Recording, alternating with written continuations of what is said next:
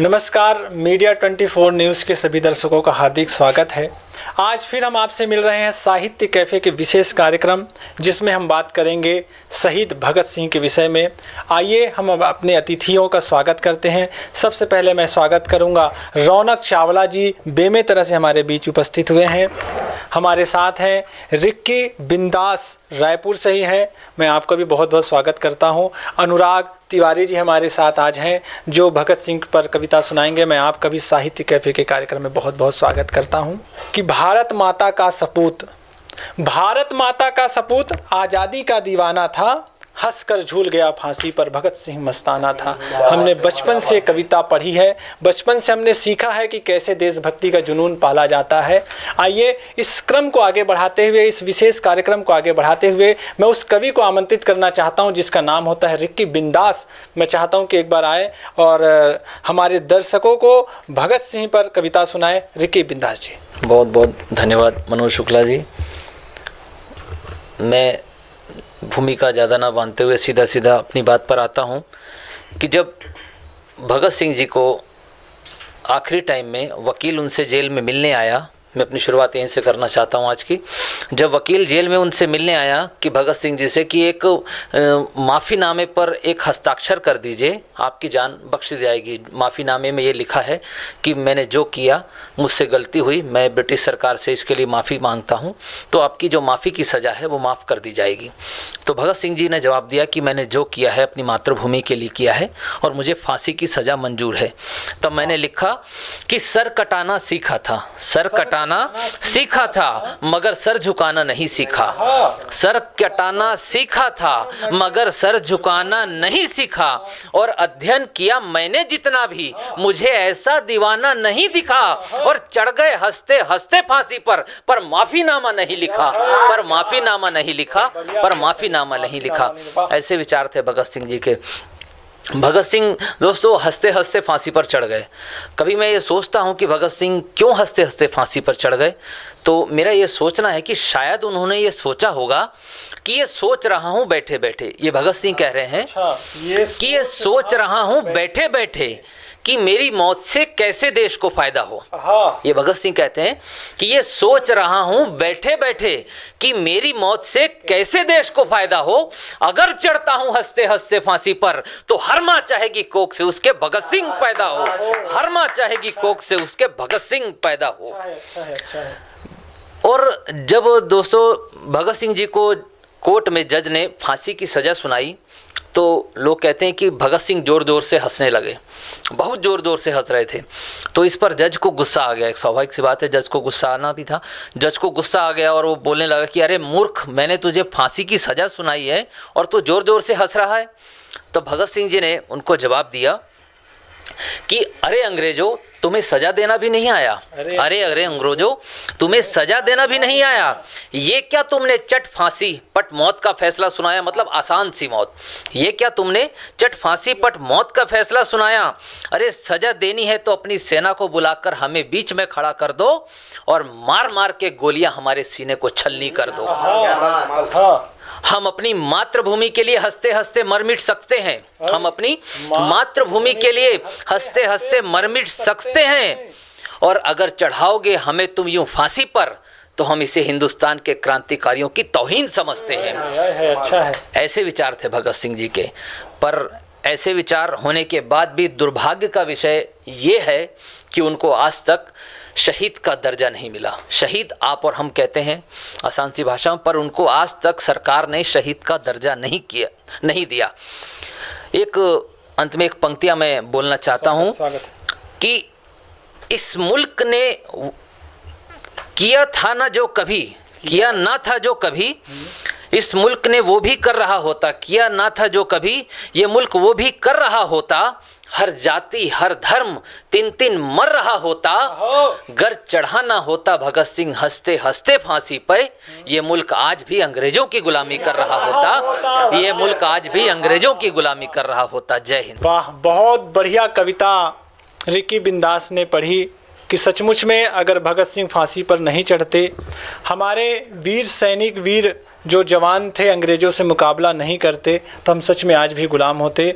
मैं बहुत बहुत धन्यवाद देता हूँ। बहुत ही ऊर्जा से कविता पढ़ी रिकी बिंदास ने। आइए मैं क्रम को आगे बढ़ाता हूँ। बेमे तरह से रौनक हमारे बीच उपस्थित हैं। जिस उम्र में लोग प्रेमिका की पत्र पढ़ते हैं, व्हाट्सएप और मैसेंजर में व्यस्त रहते हैं, ऐसे समय में आपने भगत सिंह को पढ़ना ज़्यादा ज़रूरी समझा। मैं जानना चाहता हूँ अपने दर्शकों को, मैं हमारे दर्शकों को आप ये बताइए कि भगत सिंह हर बात पर इनकलाब जिंदाबाद का जो नारा लगाते थे, ये इनकलाब है क्या? मैं अपनी बात की शुरुआत मैं भी एक कविता से करना चाहूँगा कि तुझे जिंदा होना होगा भगत सिंह हर एक इंसान में, तुझे जिंदा होना होगा भगत सिंह हर एक इंसान में, जान न्यौछावर कर दी तूने आज़ादी के नाम पे, फिर से जन्म लेना होगा तिरंगे की शान में, लाना होगा इनकलाब हर एक इंसान में। क्या बात है, वाह। हम लोग समझते हैं कि इनकलाब का क्या मतलब होता है, पिस्तौल, बम, बंदूक।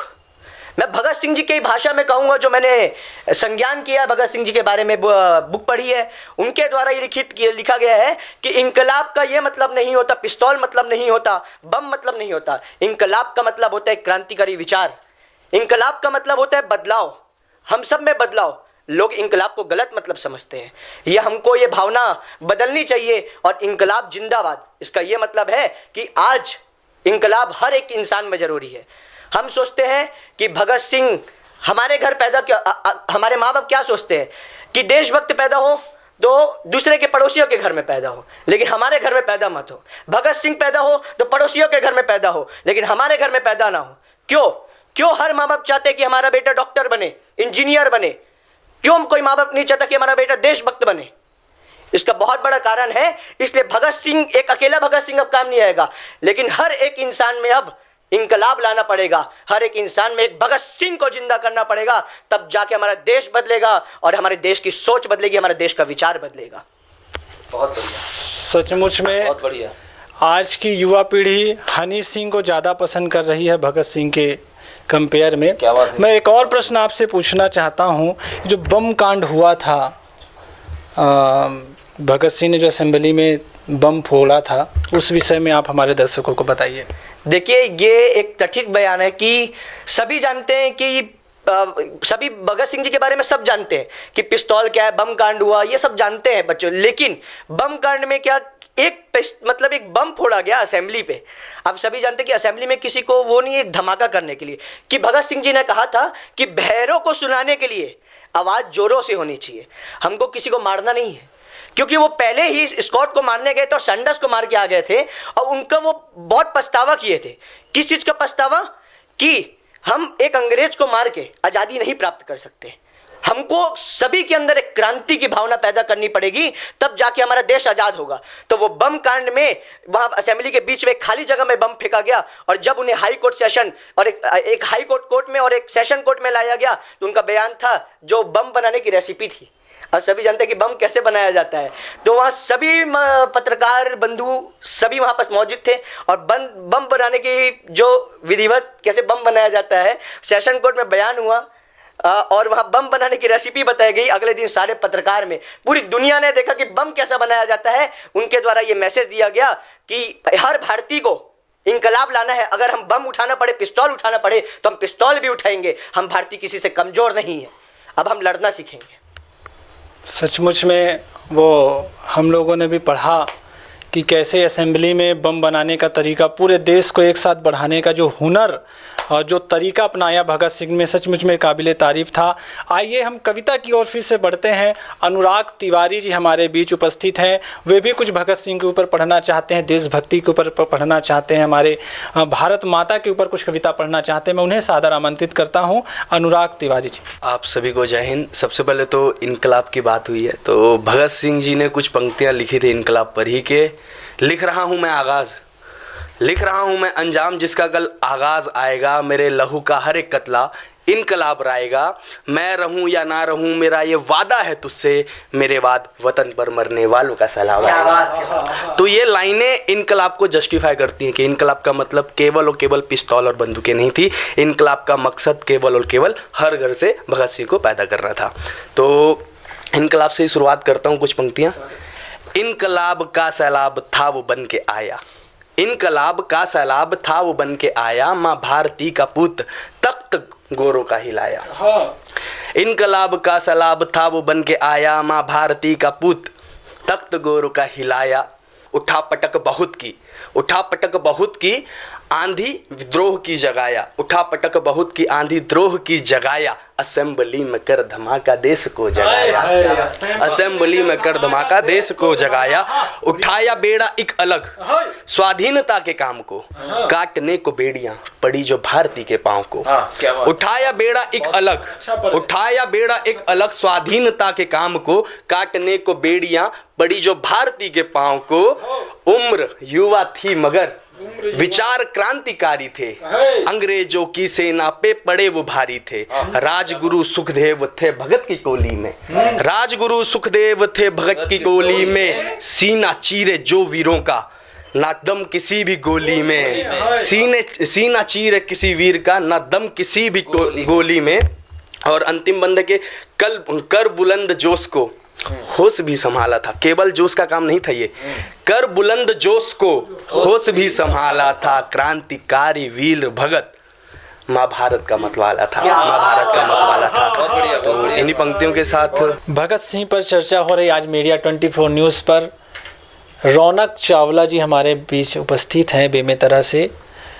जब भगत सिंह को फांसी होने वाली थी, महज 12 घंटे का जो समय था, भगत सिंह हमेशा अपने जीवन में चाहते थे कि पूरे देश में क्रांति आए, युवाओं में क्रांति आए, युवा सोचें कि देश को कैसे आज़ाद कराना है।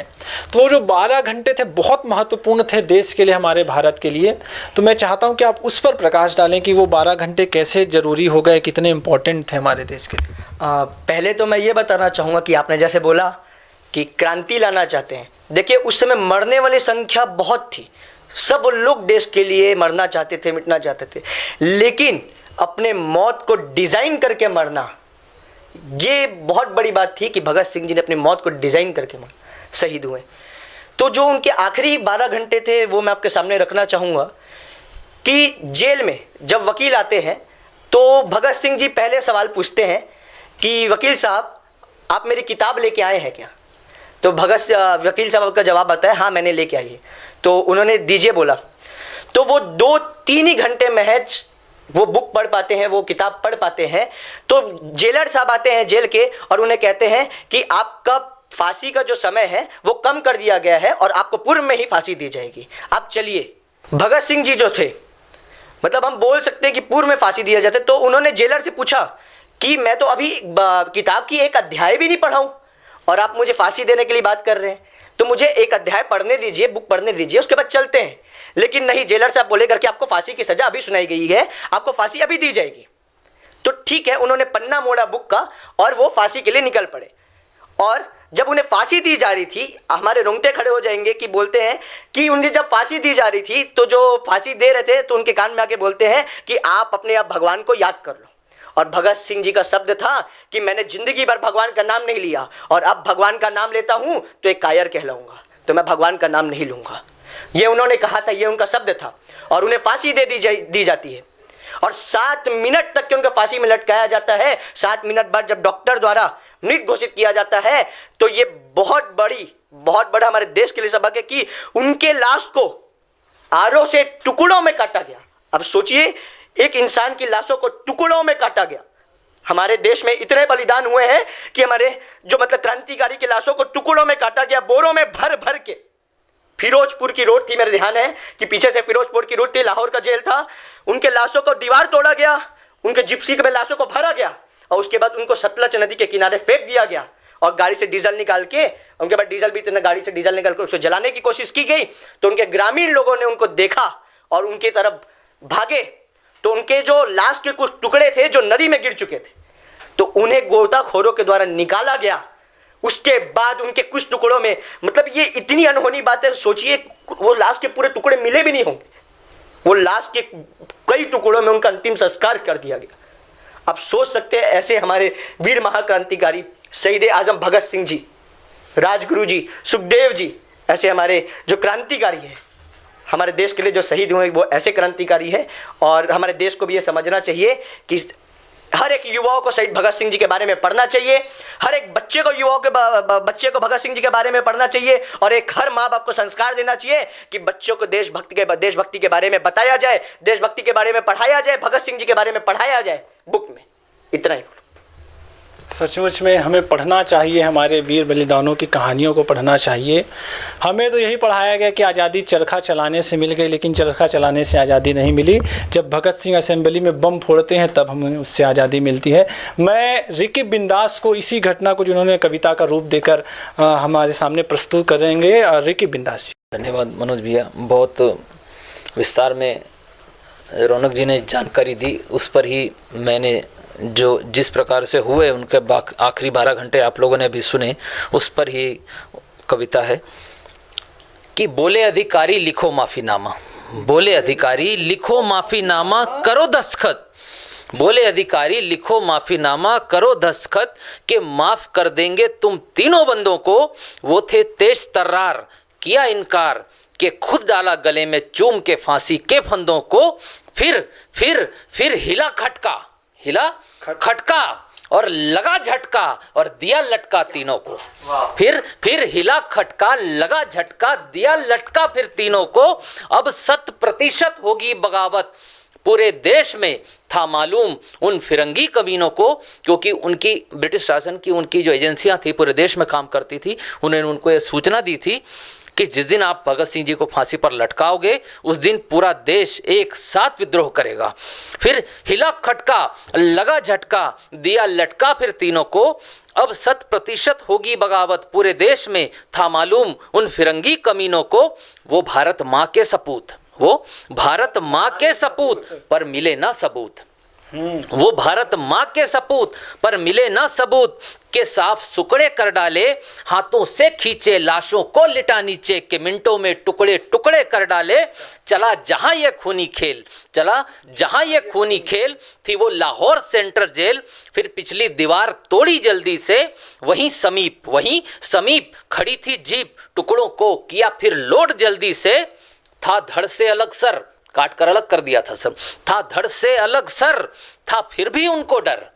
था धड़ से कितना डर था देख लीजिए उनको, कि था धड़ से अलग सर था फिर भी उनको डर कि जल्दी से लाशों को उतारा था। 10 बजे की बात थी, चांदनी रात के सतलुज का किनारा था। बड़ा गंदा खेल रहे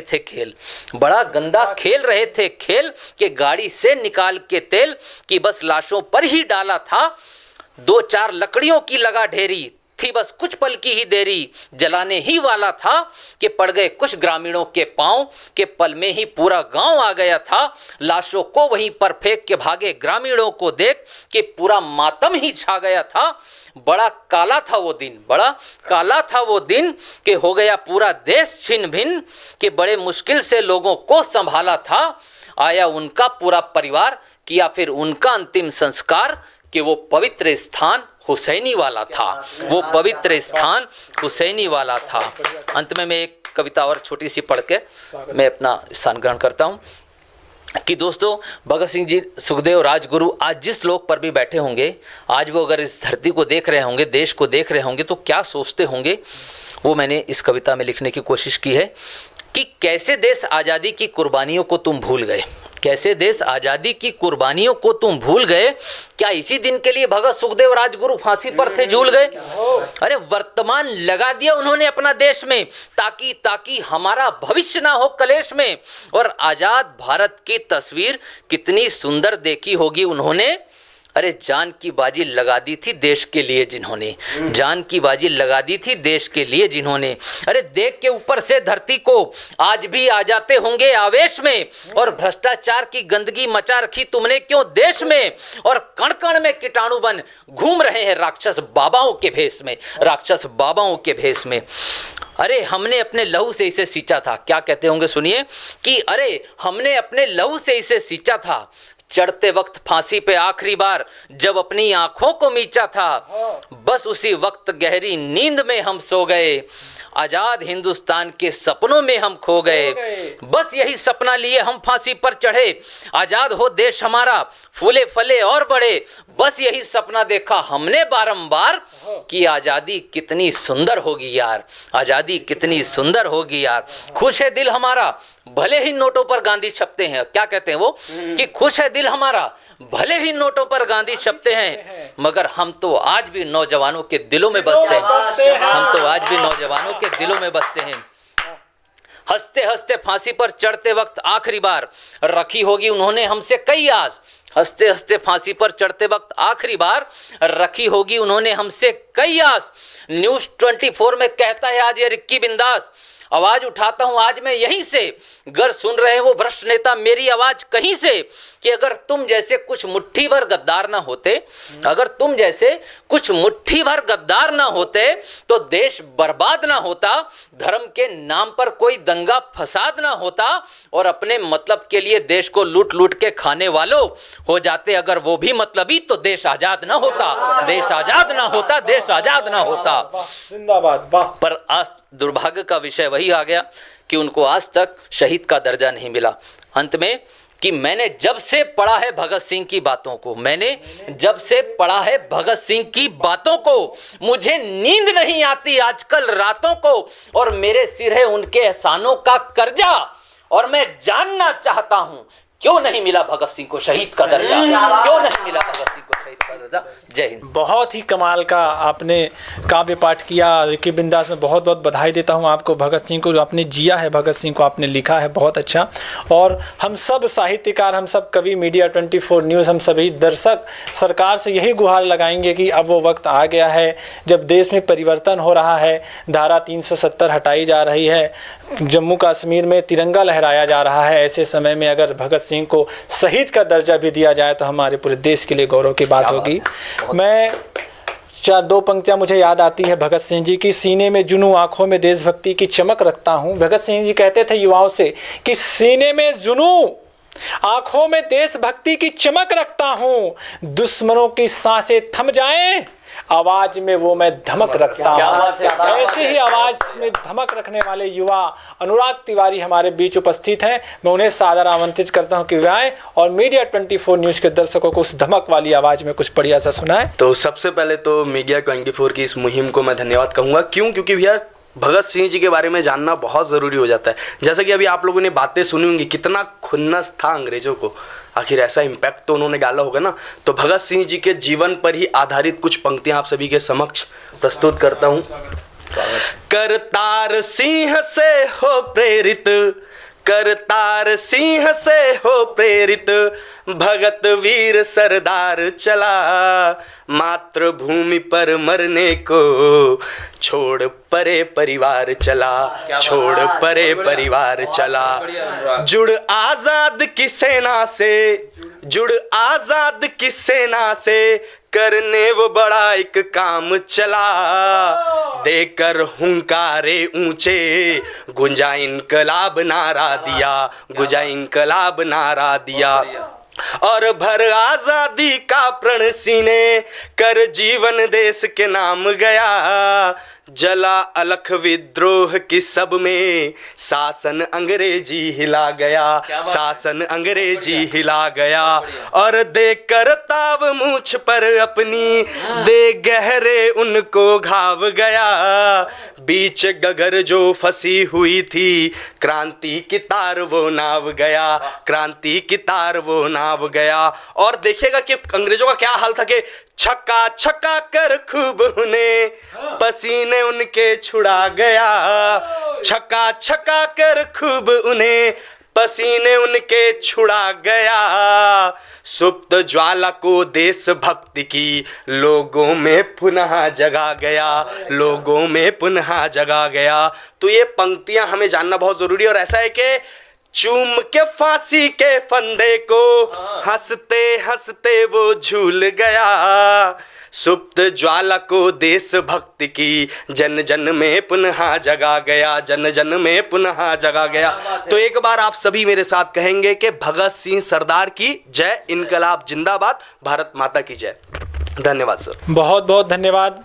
आइए इस कार्यक्रम को समाप्त करने से पहले हमारे साथ रौनक चावला जो युवा पीढ़ी का प्रतिनिधित्व करते हैं हमारे बीच उपस्थित हैं। मैं अंतिम सवाल और इस कार्यक्रम को समाप्ति की ओर ले जाना चाहता हूं। वो खुद एक युवा हैं और वो क्या संदेश देना चाहते हैं युवाओं को, भगत सिंह से जीवन से उन्होंने क्या पढ़ा और एक युवाओं को भगत सिंह से क्या सीखना चाहिए। मैं चाहता हूँ कि आप हमारे मीडिया 24 के दर्शकों को बताएं। देखिए, आज के दौर पे मैं जो देख रहा हूं कि भगत सिंह टी शर्ट्स में, कार के पीछे में, पुतले में, हर जगह बस वही रह गए। एक बॉलीवुड का स्टार बस बना के रख दिया गया भगत सिंह जी को। इसका क्या कारण है? क्यों माँ बाप जो है वो भगत सिंह जी के बारे में नहीं पढ़ाना चाहते? हमारे युवा तब प्रेरित होंगे जब माँ बाप ऐसे संस्कार देंगे, तब वहां युवा प्रेरित होंगे। तो सबसे बड़ा कारण है कि माँ बाप को यह हमारे समझना पड़ेगा, एक माँ बाप को समझना पड़ेगा कि हमको और हमारे बच्चों को कैसे आगे बढ़ाना है, किस तौर पे आगे बढ़ाना है, किस देश का संस्कार देना है, यह हमको समझना पड़ेगा। क्या भगत सिंह सिर्फ टी शर्ट में रखने के लिए हो गए हैं? क्या भगत सिंह कार के पीछे स्टिकर लगाने के लिए हो गए हैं? क्या भगत सिंह जी का सिर्फ पुतला लगाने के लिए हो गया है? यह हमको समझना पड़ेगा, यह हमको विचारों को उनको अपनाना पड़ेगा। आज सिर्फ और सिर्फ अब मैं ये भी बताना चाहूंगा कि ऐसा नहीं है कि भगत सिंह जी सिर्फ क्रांति करते थे। 5 फुट 10 इंच उनकी उम्र थी, 23 साल 5 महीने 26 दिन उनकी उम्र थी। और वो सिर्फ क्रांतिकारी नहीं, ऐसा नहीं कि हम क्रांतिकारी जिन रहे। आज के युवाओं को ये समझना पड़ेगा कि क्रांतिकारी नहीं, हम सिर्फ क्रांति में तो सिर्फ क्रांतिकारी करते जाए। 5 फुट 10 इंच के वो गोरे चिट्टे हाइटेड लड़के। राजगुरु जी का हिस्टोरिकल बयान है कि लड़कियों से बचाते बचाते उनको थक जाते थे। वो ऐसे बंदे थे। कॉलेज के टॉपर, डीएवी कॉलेज के टॉपर 97.4%। तो हर चीज में वो आगे थे। ऐसा नहीं कि क्रांति कर रहा है तो हम पीछे हो जाए, लेकिन ये हमको समझना पड़ेगा, ये माँ बाप को समझना पड़ेगा। वो और बच्चों को, माँ बाप को बच्चों को कैसे संस्कार देना, ये माँ बाप को पहले समझना पड़ेगा। मेरा ये मीडिया 24 से निवेदन है कि आपने जो मुहिम चलाई है कि पहले युवा पीढ़ी से अच्छा पहले माँ बाप को सिखाइए कि माँ बाप को क्या संस्कार देना है बच्चों को। ये बहुत ज्यादा जरूरी है कि माँ बाप संस्कार देते हैं, और माँ बाप जब संस्कार देंगे बच्चों को तो माँ बाप के संस्कार कहीं नहीं जाते। हमको भी अपने माँ बाप ने संस्कार दिए हैं। हम भी आज भी हम मर मिटने के लिए तैयार है, जो कर दो। हम अपने माटी के लिए कुछ भी कर सकते हैं, क्योंकि हमारा इस माटी में जन्म हुआ है। और 84 बोलते हैं कि 84 लाख योनियों के बाद इंसान का जन्म होता है, और 84 लाख योनियों के बाद जब मेरा जन्म हुआ है, हमारा जन्म हुआ है, तो कुछ करने के लिए होगा। वो व्यर्थ नहीं जाने देंगे। ये सबको हमको ठानना पड़ेगा और युवाओं को ठानना पड़ेगा। अब देश की सोच बदलेंगे, युवाओं की सोच बदलेंगे, हर इंसान में भगत सिंह को जिंदा करेंगे, भगत सिंह जी के भावनाओं को लाएंगे और एक धर्म से बचेंगे। ये धर्म जो है हमारे को देश को बांट के रखा है, उसके लिए मैं एक शायरी बोलना चाहूंगा। एक कवि द्वारा लिखा गया था कि दिलों में देश का जज्बा अजब तूफान रखते हैं, दिलों में देश का जज्बा अजब तूफान रखते हैं, वतन पे मिट जाने का आज भी अरमान रखते हैं। हम बिस्मिल और उधम सिंह के हैं बेटे, अरे हम बिस्मिल और उधम सिंह के हैं बेटे। मजहब चाहे जो भी हो, सीने में हिंदुस्तान रखते हैं, सीने में हिंदुस्तान रखते हैं। जिंदाबाद। बहुत बहुत धन्यवाद। सीने में हम लोग हिंदुस्तान रखते हैं। मैं मीडिया 24 न्यूज़ के सभी दर्शकों को बहुत बहुत धन्यवाद देता हूं और मैं चाहता हूं आप देखते रहें मीडिया 24 न्यूज़। बहुत बहुत धन्यवाद।